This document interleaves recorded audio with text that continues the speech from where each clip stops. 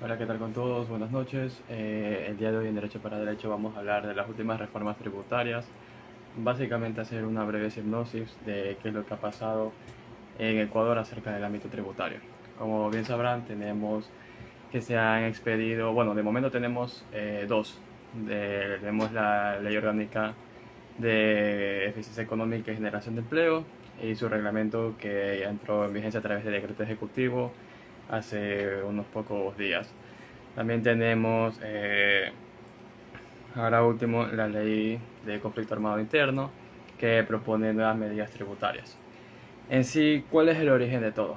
Como bien sabemos, siempre que hay cambios de gobiernos, tenemos la implementación de nuevas medidas tributarias.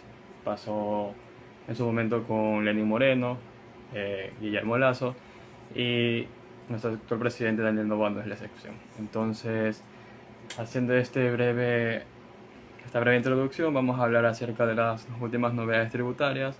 Tenemos la primera, a través de la Ley Orgánica de Eficiencia Económica y Generación de Empleo, la cual nos trae muchas novedades. Me gustaría también participar con ustedes. Si ustedes tienen preguntas, comentarios de las últimas actualizaciones tributarias o demás, son libres de escribir y vamos interactuando. Acerca de la Ley Orgánica de Eficiencia Económica y Generación de Empleo. Algo muy novedoso, ya que la mayoría de los seguidores de la página son jóvenes, como de mi edad. Algo muy novedoso es que existe una nueva deducción especial adicional, para el impuesto de la renta. ¿Qué quiere decir esto?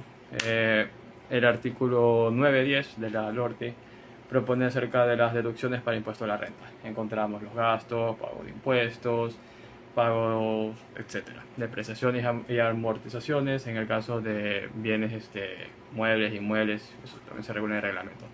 Pero se han creado nuevas deducciones adicionales.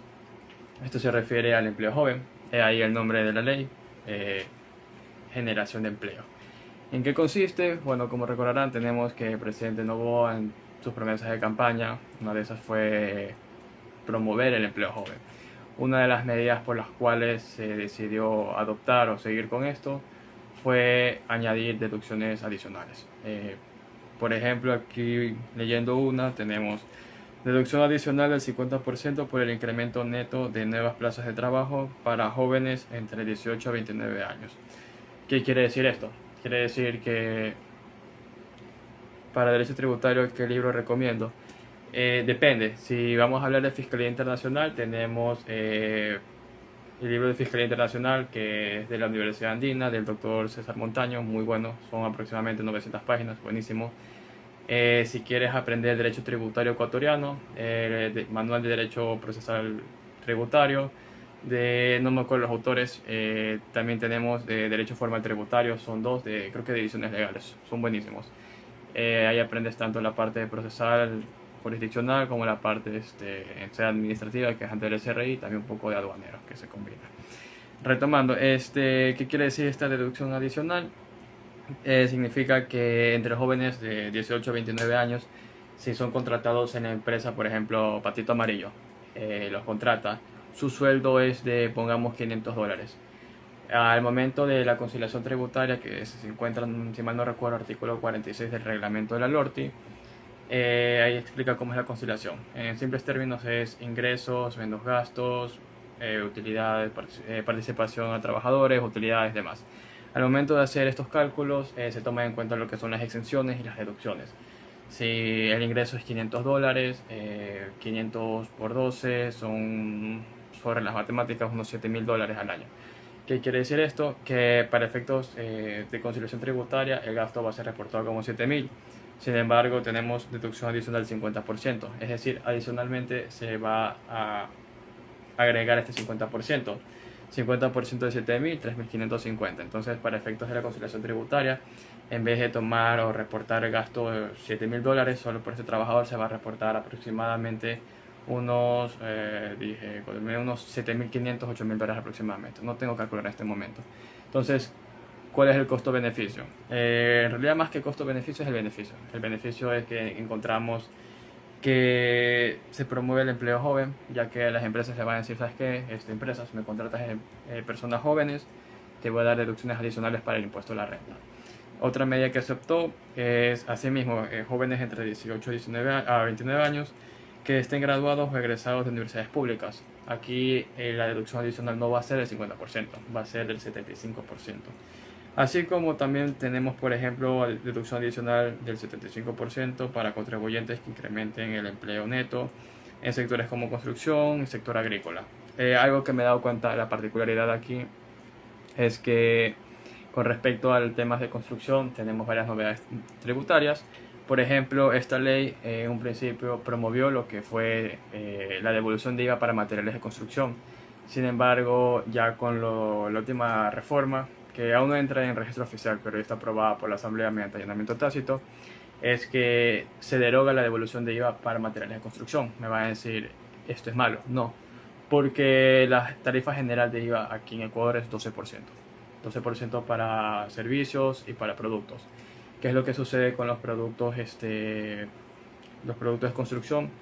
Ahora con la nueva ley de conflicto armado interno, la tarifa va a ser 5%, entonces se deroga lo que es la devolución. Adicional a eso, tenemos que es acerca, no sobre importaciones, ojo, porque en primera instancia se refería a importaciones y compras locales.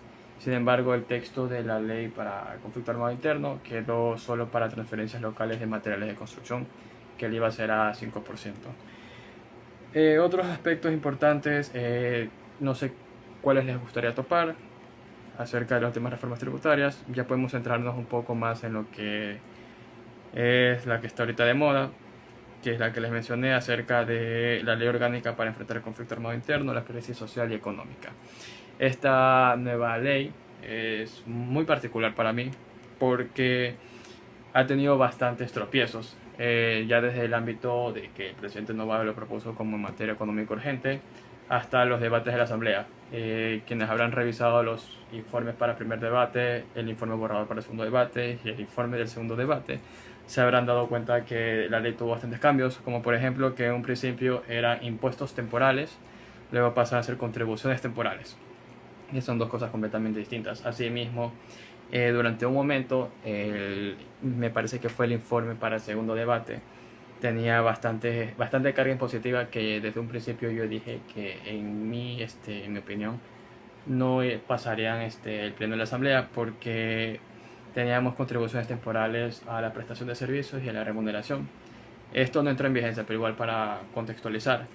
Además de la contribución temporal de la seguridad, de la banca, de las utilidades extraordinarias, teníamos dos, que era a prestación de servicios y teníamos para los sueldos. ¿Qué quiere decir esto? Lo que es el texto, el informe para el segundo debate, no fue aprobado, pero el informe borrador decía que las personas que tengan una remuneración mayor a $1.000 tenían que contribuir. No recuerdo exactamente el porcentaje, me parece que era un 3.33% sobre la remuneración.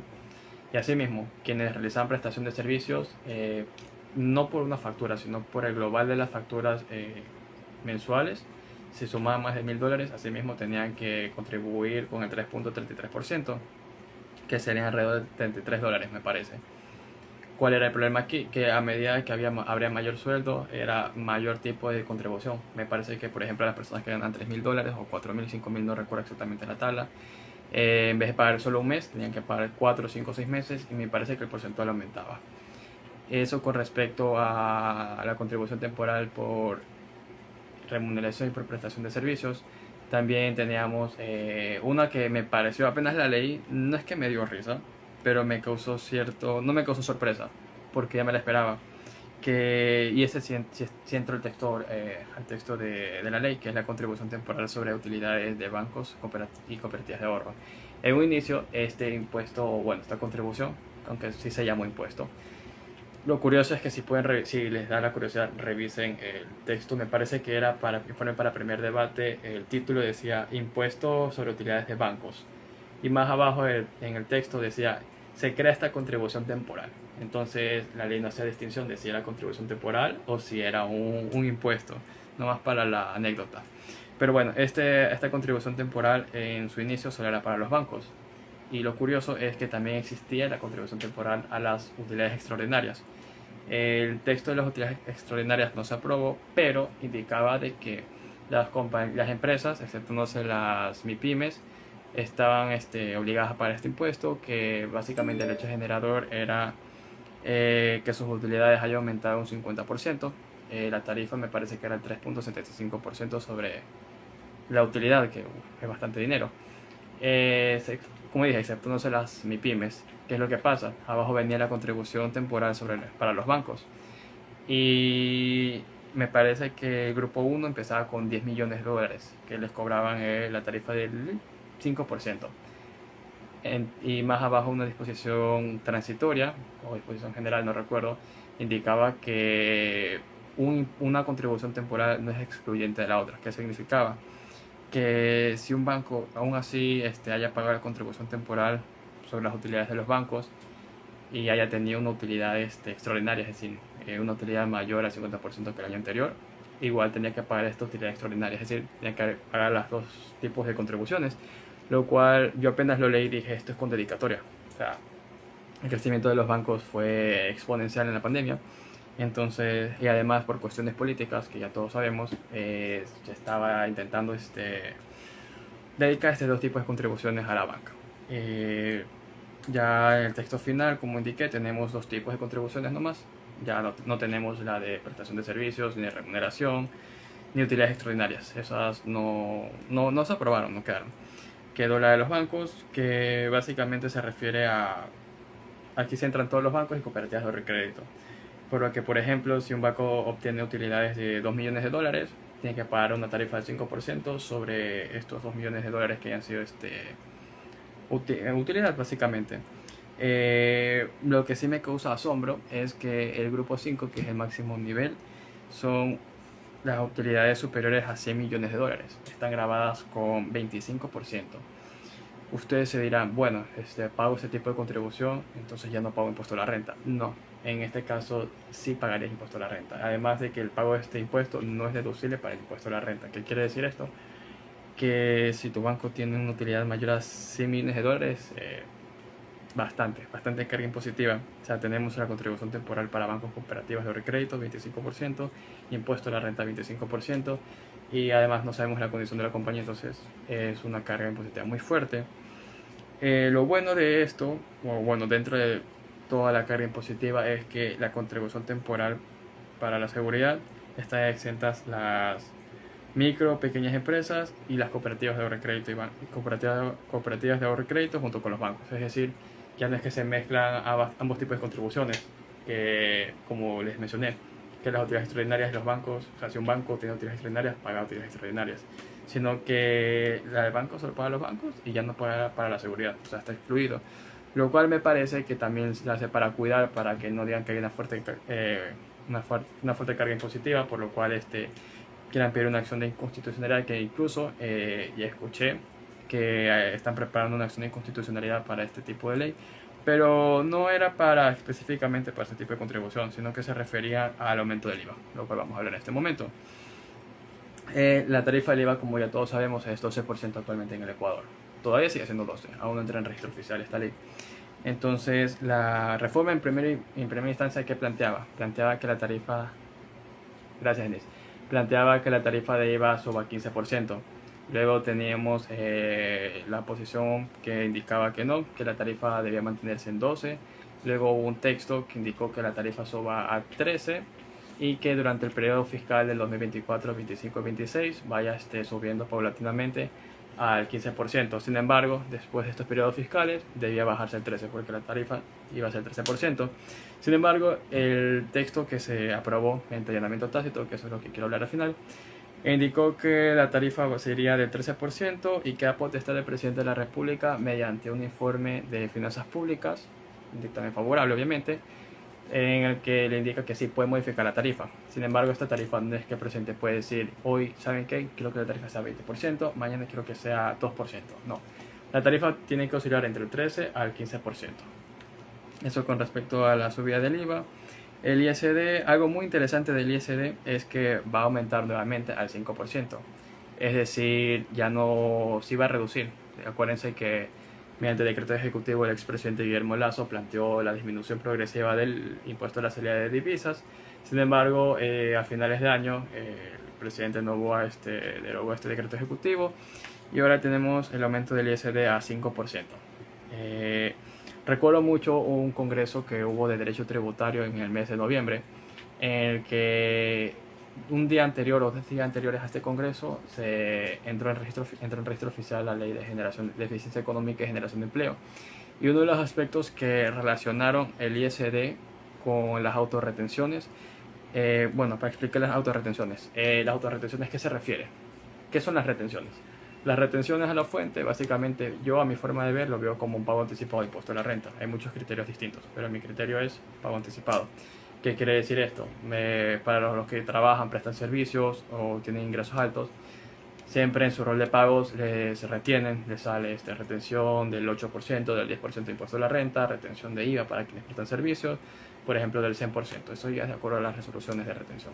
Bueno, van reteniendo mes a mes, por ejemplo, su empleador les retiene el 8-10% mes a mes y eso ustedes ya al final, el cierre del ejercicio fiscal ya tienen crédito tributario, que por ejemplo si les sale que tienen que pagar, qué sé yo, $900 de impuesto a la renta, como progresivamente mediante su rol de pago les han descontado un 10%, pónganse que el crédito tributario tienen $200, 300, entonces ya no pagan 900, sino que pagarían 600, 500 aproximadamente, un ejercicio rápido. Eso es una retención.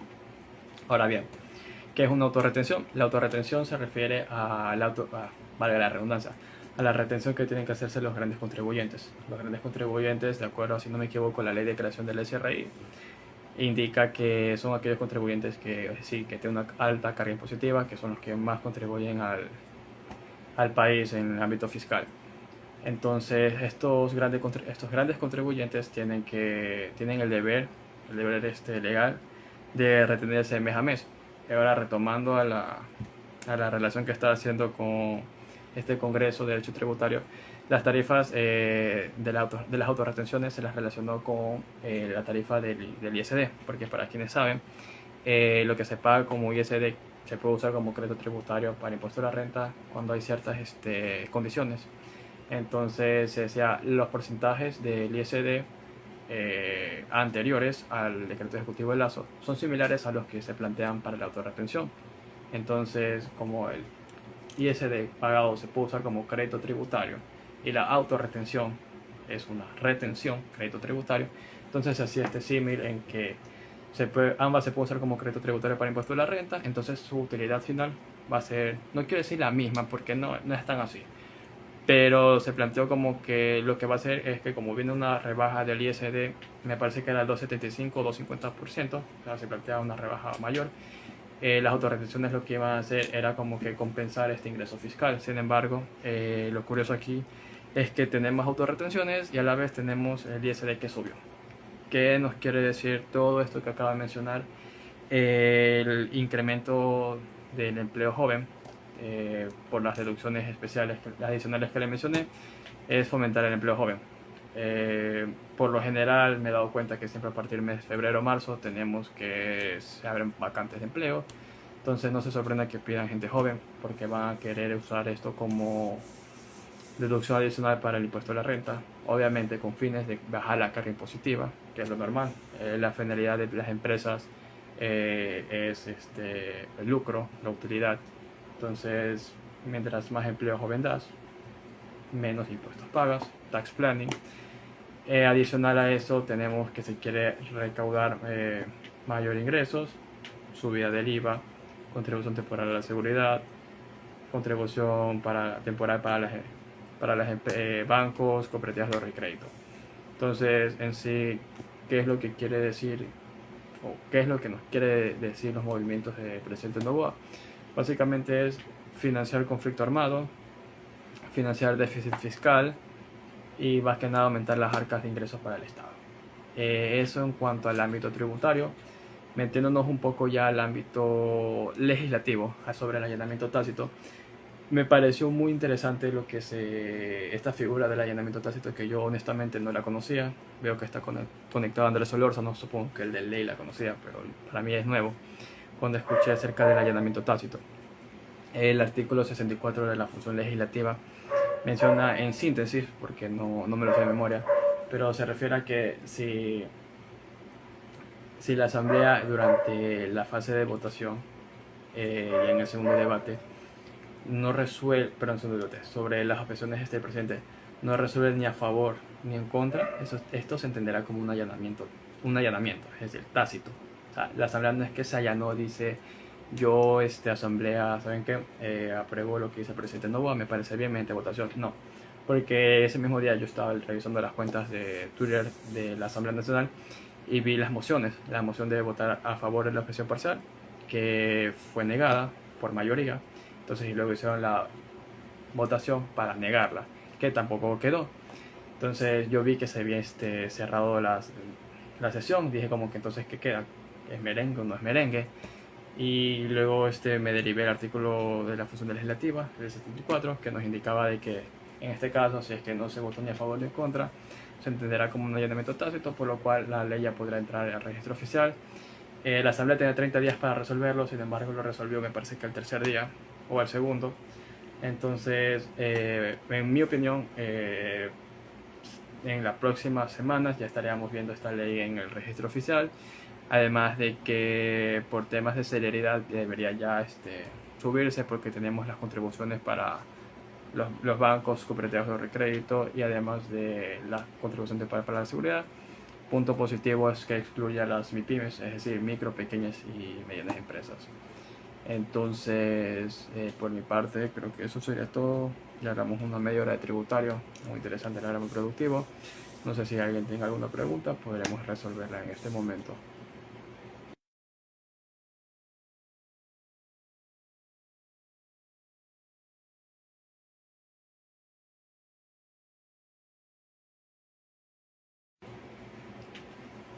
Y listo, la verdad ha sido de mi agrado esta pequeña charla tributaria. Si hay más novedades tributarias aquí en Ecuador, lo cual no me sorprendería, estaremos informando aquí de Derecho para Derecho. Igual cualquier duda, comentario o sugerencia que tengan, no duden en escribirnos. Estaremos subiendo contenido constantemente enfocado en la parte corporativa, societaria, tributaria e incluso hasta administrativa. De mi parte ha sido un gusto, nos vemos en una próxima ocasión.